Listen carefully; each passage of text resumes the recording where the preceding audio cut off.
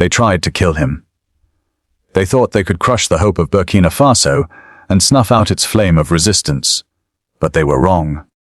Ibrahim Traore, the symbol of unwavering defiance, is still standing, undeterred, unbroken, and more determined than ever.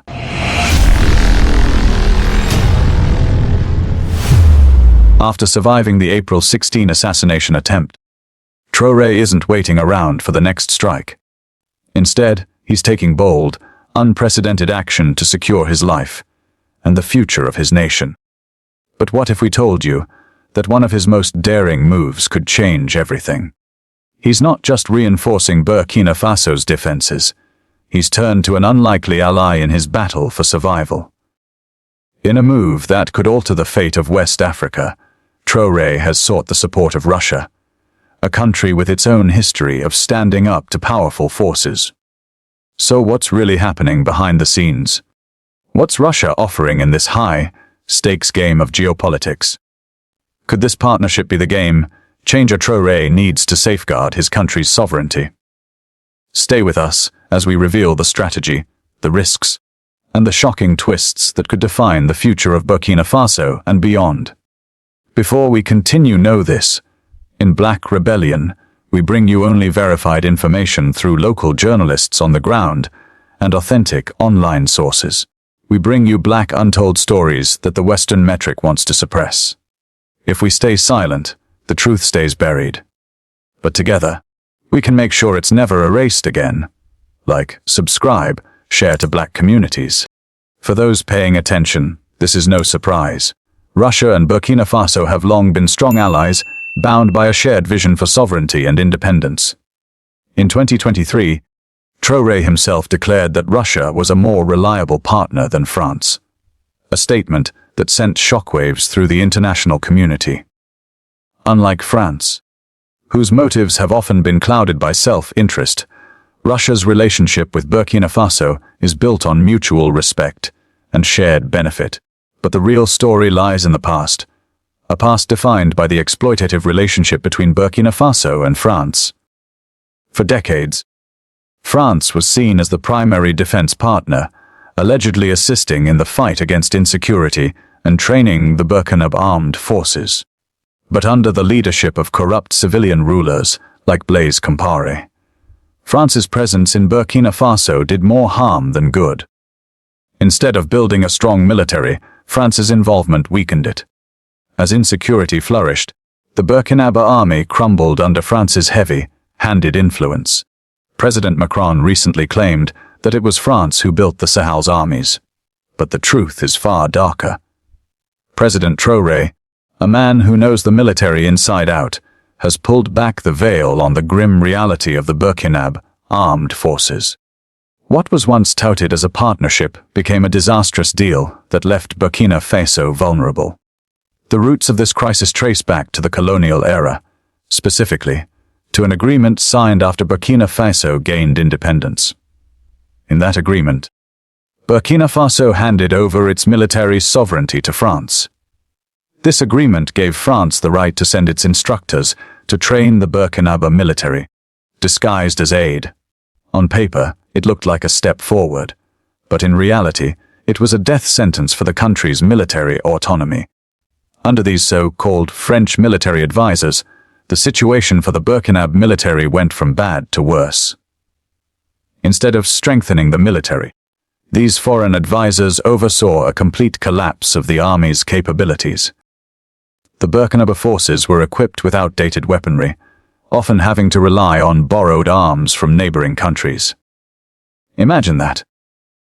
If these French advisors truly had Burkina Faso's best interests at heart, why didn't they advise the government to invest in modern, effective military equipment? Why didn't they ensure the country could defend itself properly? Now, some might argue, what if the government refused? Let us surprise you. These same military advisors not only failed to improve the military's strength, they actively prevented Burkina Faso from obtaining the weapons it needed. They dictated which weapons the country could purchase and where to buy them from. And the Burkina government, powerless, submissive, like a helpless lizard nodding its head, How can a foreign power have the audacity to control the defense of a sovereign nation? It's not just baffling, it's deeply humiliating. But it doesn't stop there. The soldiers of the Burkina army lived in the worst conditions imaginable. They had no access to proper food, quality military gear, or even decent shelter. Their pay, meager, barely enough to survive. Is it any wonder that when Traore took power, he discovered an army demoralized and broken? Soldiers with no will to fight, no passion for their country. Under those circumstances, how could they have ever stood a chance? Occasionally, select soldiers were sent to France for training. On the surface, it seemed like a genuine effort to improve the Burkina military, to make it stronger. But the truth was far more sinister. These soldiers weren't just being trained in modern warfare. They were being trained as spies for France. They were groomed to be loyal to France, not their own country. And if you look closely at the chaos unfolding in Burkina Faso today, you'll notice that many of those behind it were trained in France. This was all part of the plan, a plan to keep Burkina Faso under France's thumb. The endgame? To ensure Burkina Faso would remain perpetually dependent on France. A puppet state where the military could be controlled from afar. And while this was happening, France allowed insecurity to flourish, leading to the senseless deaths of thousands of innocent men, women, and children. When President Traore came to power, he understood the depth of the betrayal. Without hesitation, he ended the colonial agreement and kicked the French forces out, cutting the strings that had bound Burkina Faso for so long. Once free from the grip of the West, Traore sought out new allies, ones that didn't have ulterior motives. And he found that ally in Russia, a country that had long been isolated by Western powers. Since then, Russia has proven to be a dependable partner, supporting Burkina Faso in its time of need. But of course, some will argue that Russia is simply trying to replace the West to increase its influence in the Sahel region. But is that the full picture? Or is it a partnership born from necessity and a shared commitment to resisting foreign control? Yes, that may be true, but there are crucial points these critics often overlook. First, unlike France, Russia has no colonial history with Burkina Faso or with any African country. This is not a minor distinction. Unlike France, which continues to treat Burkina Faso as its backyard, exploiting cheap resources, Russia does not have this colonial mindset. The world has changed. Globalization means that no nation can stand alone. Countries need each other to thrive. However, the real issue arises when partnerships are lopsided, as we've seen with Africa and the West. Russia, by contrast, does not come with the baggage of colonialism. Its relationship with Burkina Faso is built on mutual benefit, not exploitation. This marks a sharp contrast to the toxic dynamic between France and Burkina Faso, where the relationship has always been rooted in domination and control, master and slave. With Russia, both parties have equal standing in the partnership, and that's the fundamental difference that makes it more sustainable and fair. The second key point is this: unlike France, Russia isn't desperate for Africa's resources. Russia is richly endowed with its own natural wealth, particularly oil. In fact, Russia has long been one of Europe's primary suppliers of oil and gas, something that remained true even in the face of harsh sanctions imposed by the West. Europe still depends on Russian energy, showing the resilience of Russia's resource-driven economy.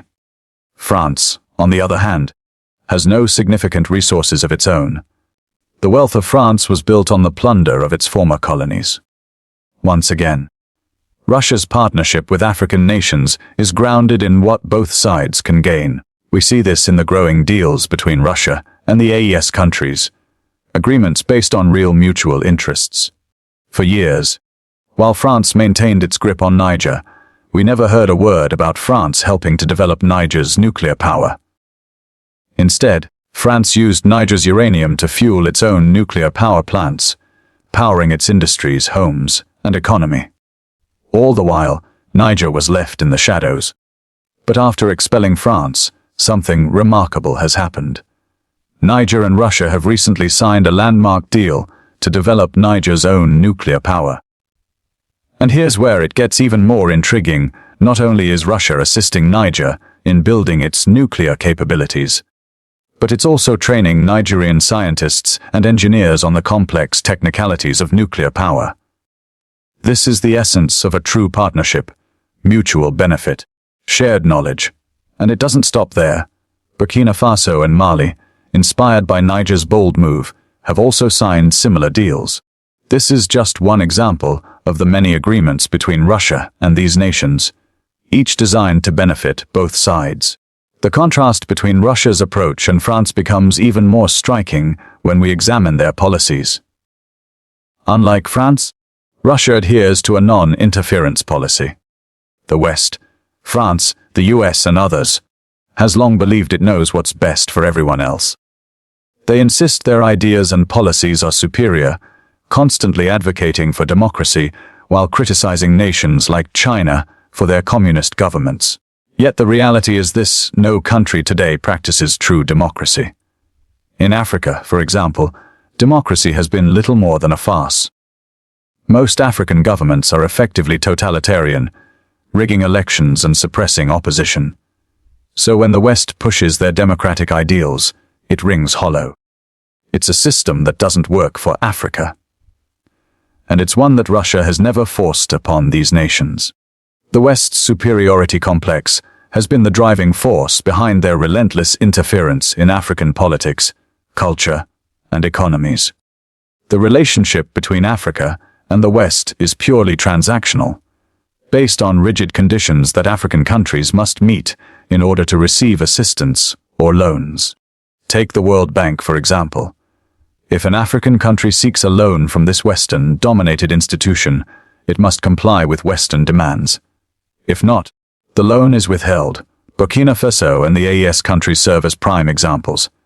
Since the coups, these nations have been cut off from the World Bank and IMF, with no access to financial support unless they return to so-called democracy.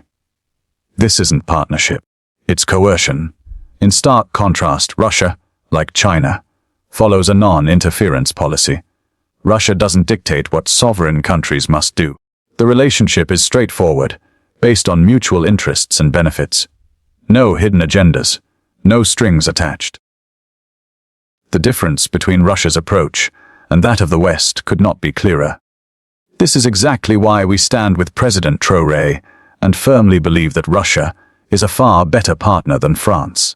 Unlike France, where one side calls all the shots, in the relationship between Burkina Faso and Russia, both sides have an equal say. Since turning to Russia, the Burkina military has undergone a dramatic transformation. Russia does not meddle in the internal affairs of the Burkina army. For the first time in decades, the military can now acquire the equipment it needs without seeking permission from any foreign power. In just 2 years, Burkina Faso has reclaimed 10% of the territory that was previously lost to terrorists, out of the 40% that had been captured. That is no small feat. It's a clear indication of what is possible when a sovereign nation takes control of its own future, free from the stranglehold of Western influence. It's no surprise that President Traore wasted no time in securing Russia's support to protect both himself and his country from hostile forces. Today, Russian fighter jets patrol Burkina airspace. Russian commanders are discreetly stationed to ensure the safety of President Traore. But Traore is more than just the president of Burkina Faso. He is a symbol of hope for the entire African continent. Should he fall, that hope would fall with him. Fortunately for Africa, President Traore has a steadfast ally in Russia, a partner that has consistently proven to be capable and committed. Since Traore turned to Russia, the country has demonstrated its reliability time and again. One of the most harrowing examples occurred last year, when Burkina Faso faced one of its deadliest attacks yet. On June 11th, in the town of Manila near the Niger border, armed men launched a brutal assault on a Burkina military base. The attack resulted in the deaths of around 100 soldiers, with many more reported missing. Hundreds of civilians were forced to flee Manila, seeking refuge in neighboring towns. It was a devastating blow. The site intelligence group confirmed the attack, reporting that fighters stormed the military post, killed 107 soldiers, and seized control of the area. The question on everyone's mind was, who was behind this attack? Just 5 days later, JNM claimed responsibility. The group posted disturbing videos online, showing their fighters riding motorbikes and opening fire in a remote village. Another video captured the chaos around the Burkina army base. Intense gunfire, captured soldiers, and a gruesome display of seized weapons. Analysts described the June 11th assault as one of the deadliest setbacks the Burkina military had suffered since the conflict began spilling over the borders. From neighboring Mali in 2015 to the present day, the pain has been constant, a relentless reminder of the fight Burkina Faso continues to face. It's why President Traore's protection is now more critical than ever. Attacking civilians is despicable, but attacking the military and broadcasting it for the world to see, that's a different level of aggression. This wasn't just another insurgent operation. When you consider the timing, just days after President Traore's transitional government was extended, it's impossible to ignore the possibility that foreign forces, including France, may have had a hand in it. As outrageous as that may sound, the idea is not as far-fetched as some would think. France has long been accused of supporting, and even orchestrating, insurgent groups in the Sahel to justify its continued military presence in the region. As President Traore has boldly stated, this is part of a deliberate effort to destabilize Burkina Faso and sow fear among the population. By attacking the military, France hoped to craft a narrative that the Burkina army was too weak to protect the nation, making international intervention seem necessary. It was a strategic move to undermine Traore's authority and chip away at the overwhelming support he commands from the Burkina people. But just as the nation was still recovering from that devastating blow, something even more alarming occurred. On June 12th, around 3:00 p.m., gunshots rang out near the Radio Télévision du Burkina, RTB premises in Ouaga. The station, located dangerously close to the presidential palace, where President Traore was holding a council of ministers, became the target of a direct and deliberate assault. Photos and video footage showed bullet-riddled vehicles and signs of an explosive projectile that had landed in the compound. RTB's coverage, along with images circulating online, made the damage plain to see, though the attack resulted in only 2 minor injuries, quickly treated by the Presidential Health Service. The message was undeniable. This was not just an attack on a building, it was an attack on the very nerve center of the Burkina government. A clear, calculated attempt to take out President Traore, and they failed. But in the aftermath, something powerful happened. Russia reaffirmed its unwavering support for President Traore and for Burkina Faso. This commitment was publicly confirmed by Russian Foreign Minister Sergei Lavrov during a press conference in Moscow. Lavrov revealed that Russian instructors have been operating in Burkina Faso for some time, and that their presence will only grow. Russia has already played a pivotal role in training Burkina military and law enforcement forces, equipping them with both skills and strength. In addition to training, Russia pledged continued delivery of military equipment, vital resources that will help Burkina Faso finally eliminate the insurgent threat. Lavrov also expressed gratitude for Burkina Faso's neutral stance on the conflict in Ukraine. But it was his final words that cut through the noise.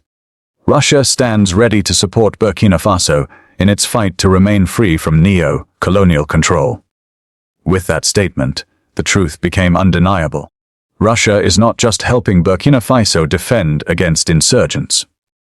It is standing with Traore against the very foreign powers that want him gone. Powers that fear what he represents, a sovereign African leader who refuses to be controlled. In the wake of the June 11th attack and the growing rumors of a potential mutiny within the Burkina army, Russia swiftly followed through on its pledge. According to an African diplomatic source who spoke under anonymity, 2 rotations of planes carrying Russian instructors arrived in Burkina Faso. These planes, the source revealed, came from neighboring Mali, a country that, like Burkina Faso, has cultivated strong ties with Russia. Another independent source confirmed the arrival of these instructors, a term now closely linked to former fighters from Russia's Wagner mercenary group, who have since regrouped under a new entity known as the Africa Corps.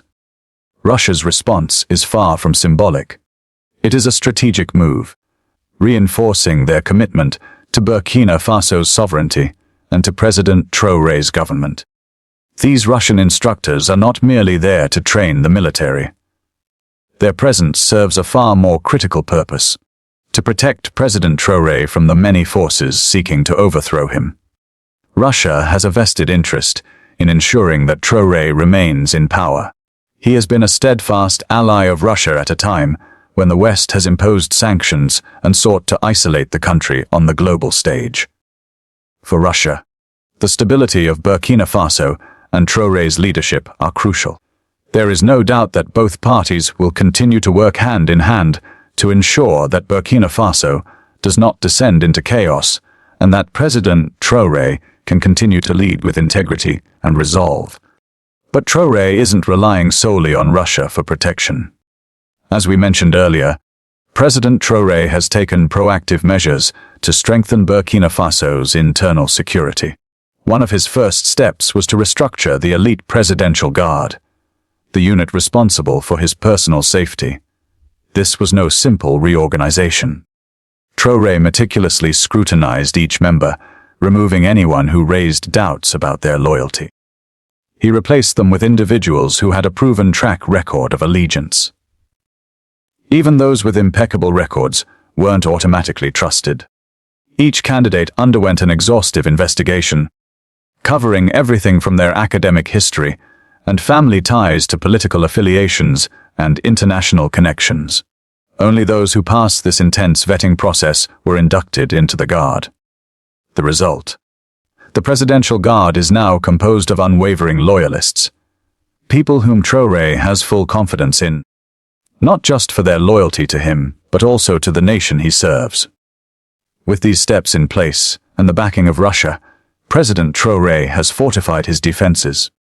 He now faces his enemies not only with a stronger military, but with a loyal and vigilant guard watching over him. For now, it seems the forces conspiring against him will find it increasingly difficult to succeed. What are your thoughts on these developments? Let us know in the comments below. Don't forget to like this video, share your thoughts, and subscribe to our channel for more updates.